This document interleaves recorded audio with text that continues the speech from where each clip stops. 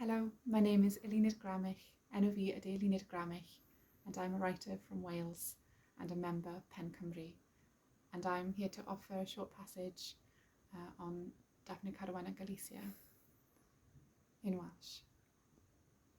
Pan ddarllenais am fywyd rhyfeddol Daphne Caruana Galizia am y tro cyntaf, fe wnaeth i mi feddwl am ddewrder. Dydw i ddim yn sôn am y cliché o ddewrder, y ffordd bob dydd rydyn ni'n defnyddio'r gair hwn, ond y gwir ystyr, dewrder, rhywun sydd yn barod i wynebu perygl.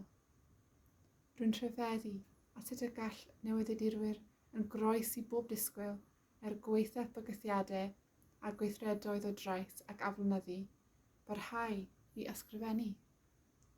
Mynd ar drywydd stori oherwydd y bod hi'n credu mae dyna'r peth iawn i'w wneud. Dyna ddewrder go iawn. Ac nad oeddwn yn ein nabod, o'r hyn rydw i wedi darllen ei weld, roedd hi'n dewr gyda steil hefyd.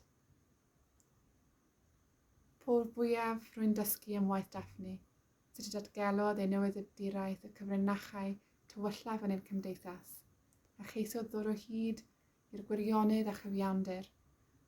Mwyaf a mwyaf byddaf yn dysgu am yr hyn a mae'n olygu i wneud y peth iawn.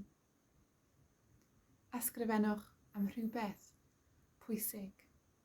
Ysgrifennwch i wneud gwahaniaeth yn y byd, ac i sefyll yn erbyn yr hyn sydd o'i le.